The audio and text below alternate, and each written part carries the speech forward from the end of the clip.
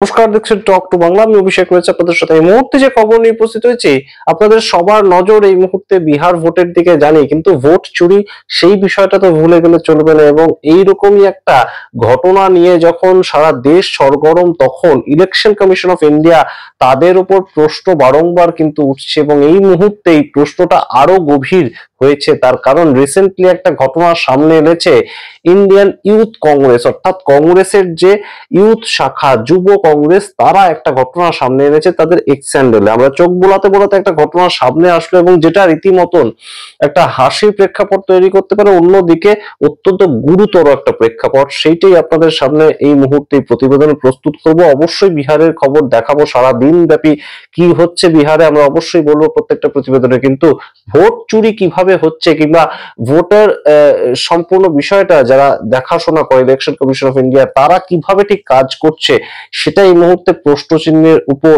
অবশ্যই নির্ভর করছে। তার কারণ আপনারা এর আগে ব্রাজিলিয়ান মডেল তার কথা শুনেছেন। রাহুল গান্ধী বলেছেন তার হাইড্রোজেন বম যে প্রেস কনফারেন্সে তিনি একদম রিলিজ করেছিলেন, সেই বিষয়টাতে তিনি বলেছিলেন হরিয়ানাতে কিভাবে একজন ব্রাজিলিয়ান মডেল তার ছবি নিয়ে এসে একদম 22 বার ভোট দেওয়া হয়েছে, 25 লক্ষ ডুপ্লিকেট ভোটার আইডি কার্ড তৈরি করে ভোটে কিভাবে একদম সরাসরি কারচুপি করা হয়েছে, সেগুলো তিনি ব্যাখ্যা করেছেন। কিন্তু এবার যে ঘটনাটা ঘটেছে শুনুন।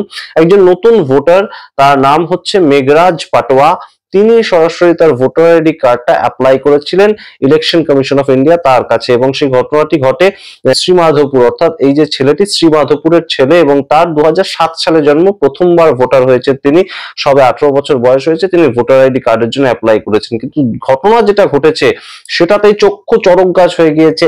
একই বাড়িতে একই ব্যক্তির নামে এই যে মেঘরাজ পাটোয়া, তার নামে 7টি ভোটার আইডি কার্ড এসছে বিভিন্ন এপিক নাম্বার দিয়ে, অর্থাৎ 7খানা ভোটার আইডি কার্ড একই ব্যক্তির নামে, তার বাবার নামও একই, তার বাড়ির অ্যাড্রেসও একই, কিন্তু তাদের এপিক আইডি কার্ড আলাদা আলাদা। অর্থাৎ একই ব্যক্তি 7 বার ভোট দিতে পারেন।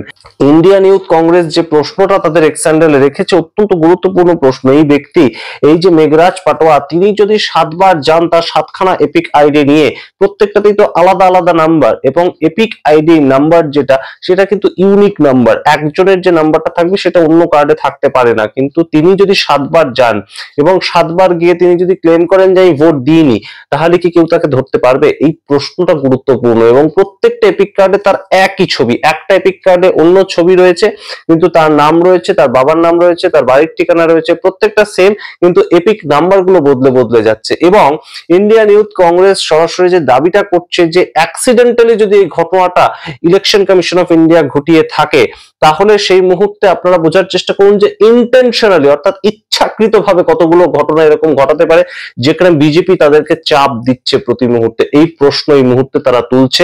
বিষয়টা বিস্তারিত আলোচনা করব আপনাদের সঙ্গে, এবং তার সঙ্গে দেখাবো সারা দেশ জুড়ে কিভাবে ইন্ডিয়ান যুব কংগ্রেস, ভারতবর্ষের যে যুব কংগ্রেস, কংগ্রেসের যুব শাখা, তারা প্রচার করছে যে ব্রাজিলিয়ান মডেল, ব্রাজিলিয়ান জনতা পার্টি, এই যে বিষয়গুলো কিভাবে সারা দেশের মধ্যে তারা ছড়িয়ে দিচ্ছে। অর্থাৎ যে ব্রাজিলিয়ান মডেল হরিয়ানার ভোটার লিস্টে নিজের নাম যুক্ত হয়ে গেছে, তিনি জানেনই না। পরবর্তী দিন যখন 5ই November Rahul Gandhi press conference করেন এবং বিষয়টা সামনে আনেন, তার পরবর্তী দিন তিনি তার ইনস্টাগ্রামে একদম এসে তার প্রতিক্রিয়া জানান। সেই ব্রাজিলিয়ান মডেল, নরেন্দ্র মোদী এবং ইলেকশন কমিশন, তাদের মধ্যে সম্পর্ক, বিষয়টা সম্পূর্ণ মানুষের সামনে আনার একটা বিশাল চেষ্টা করছে ইন্ডিয়ান যুব কংগ্রেস, এবং সেটা গুরুত্বপূর্ণ একটা ফ্যাক্টর। এবার তার সঙ্গে আপনাদের আরো গুরুত্বপূর্ণ বিষয়টা জানাই। এই যে মেঘরাজ পাটোয়া, তার নামে যখন 7টা কার্ড চলে এলো, তিনি যখন বিষয়টা গিয়ে প্রশাসনকে জানালেন, প্রশাসন কি করলেন জানেন? তাকে প্রেসারাইজ করলেন যে এই বিষয়টা জানাজানি হতে দেওয়া যাবে না। তার কারণ সরাসরি এটা ইলেকশন কমিশন অফ ইন্ডিয়া, তাদের একটা রীতিমতন গলদ, তারা যে কতটা কেয়ারলেসলি কাজ করছে তার একটা সরাসরি দিনের আলোর মতন স্পষ্ট প্রমাণ। এবং সেই ক্ষেত্রে টুইটের মধ্যেই লেখা আছে, দেখুন, when the young man lodged a complaint, instead of taking action, the local administration started pressuring him to cover up this fraud. Now think about it. এবার ইন্ডিয়ান ন্যাশনাল কংগ্রেস তাদের টুইটের মাধ্যমে ভাবতে আপনাদের বাধ্য করছে। If the ECI can accidentally give one citizen the right to cast 7 vote, অর্থাৎ 7টা voter ID card দিয়ে তো 7টা ভোট দিতে পারে সে, এইটাকে একদম সরাসরি অধিকারটা দিচ্ছে ইলেকশন কমিশন, সেটা অ্যাক্সিডেন্টালি ঘটিয়েছে।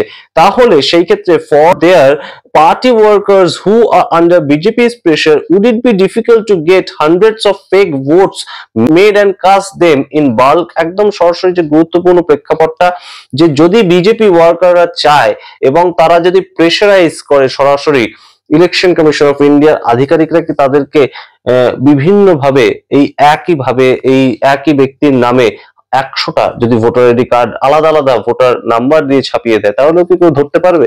এই প্রশ্ন এই মুহূর্তে উঠছে এবং এই কথাটাই রাহুল গান্ধী বলেছিলেন। এবং এই সামগ্রিক ঘটনাটা কবে বেরিয়ে এসেছে? অর্থাৎ গতকাল আপনাদের একটা খবর দেখিয়েছিলাম বিহারের ভোটের খবরের মাঝখানে, সেটা বলেছিলাম আপনাদের যে ইলেকশন কমিশন অফ ইন্ডিয়া এই মুহূর্তে স্বীকার করলো দিল্লি হাইকোর্টে যে তারা 2024-এর লোকসভার যে সিসিটিভি ফুটেজ সেটা ডিস্ট্রয় করে ফেলেছে। কেন এই ডিস্ট্রয় করার দরকার পড়লো? ইলেকশন কমিশন কেন সিসিটিভি ফুটেজটাকে সযত্নে রেখে দিতে পারলো না? তার কারণটা কি? এটাই যে যার এপিক কার্ড সে বারংবার এসে ভোট দিচ্ছে এবং সেটা ইলেকশন কমিশন জানে, তার কারণ তারা তো এই ধরনের কাজ করে অভ্যস্ত। এই যে মেঘরাজ পাটোয়া, তার ক্ষেত্রে অ্যাক্সিডেন্টালি হলো হয়তো কাজটা, কিন্তু এরকম কাজ হয়তো বিভিন্ন জায়গায় অন্য কারোর ক্ষেত্রে একদম ইন্টেনশনালি হয়েছে, এই ঘটনা তো ঘটতে পারে। তো সেটা তো পরিষ্কার হতো সিসিটিভি ফুটেজটা সামনে আসলে, কিন্তু সেটাই তাদের কাছে পাওয়া গেল না, কারণ তারা ডিস্ট্রয় করে ফেলেছে। এবং এই মুহূর্তে রাহুল গান্ধী যে 5ই নভেম্বর প্রেস কনফারেন্সটা করেছিলেন, তার মধ্যে অন্যতম একটা গুরুত্বপূর্ণ পয়েন্ট কিন্তু এটা ছিল যে সিসিটিভি ফুটেজ তারা ডিস্ট্রয় করে ফেলেছে। কেন ডিস্ট্রয় করে ফেলার কারণটা কি হলো? Storage problem? এই মুহূর্তে তো তেমন কোনো প্রবলেম হয় না, যে কোনো হার্ড ডিস্ক সেটার মধ্যে অজস্র ফুটেজ রেখে দেওয়া যায়, অজস্র ভিডিও রেখে দেওয়া যায়। আজকে 21st সেঞ্চুরিতে সেটা তো কোনো ফ্যাক্টর নয়, তাহলে কেন সিসিটিভি ফুটেজ ডিলিট করতে এত উদগ্র হয়ে উঠলো ইলেকশন কমিশন অফ ইন্ডিয়া? এবং যেটা তারা স্বীকার করলো দিল্লি হাইকোর্টে। প্রথমে তারা বলেছিল মা বোনেদের সম্মান আমরা কিভাবে সিসিটিভি ফুটেজ দেখাবো, তারা ভোট দিচ্ছে এসে, কিন্তু এখন স্বীকার করতে বাধ্য হলো তারা। তার কারণটা কি? এই ধরনের যে 7টা এপিক কার্ড একই ব্যক্তির বাড়ির অ্যাড্রেসে পৌঁছে যাচ্ছে, এই বিষয়গুলোকে ঢাকা, নাকি অন্য কিছু এর পেছনে আরো বড় কোনো চক্রান্ত কাজ করছে, আরো বড় কোনো গন্ডগোল গলদ কাজ করছে? এবং ইলেকশন কমিশন অফ ইন্ডিয়ার এই ধরনের গলদগুলো যদি বিহার ভোটের ক্ষেত্রেও রেজাল্টে একইভাবে দেখা যায়, তাহলে কিন্তু অবশ্যই এই মুহূর্তে 2025 সালে বিহার ভোট, সেটাকে নিয়ে একটা বড় সড়ো প্রশ্ন থাকবে। কেন হঠাৎ করে বিহার ভোটের আগে এসআইআর করা হয়েছিল সেটা নিয়েও কিন্তু প্রশ্ন উঠবে। তার কারণ ইলেকশন কমিশন অফ ইন্ডিয়া তাদের যে ভোটার লিস্ট এবং তাদের যে সিসিটিভি ফুটেজ সেটা সবার সামনে প্রেজেন্ট করাটা তাদের কর্তব্য, সেটা তারা করতে চাইছে না কেন, এই প্রশ্ন উঠছে।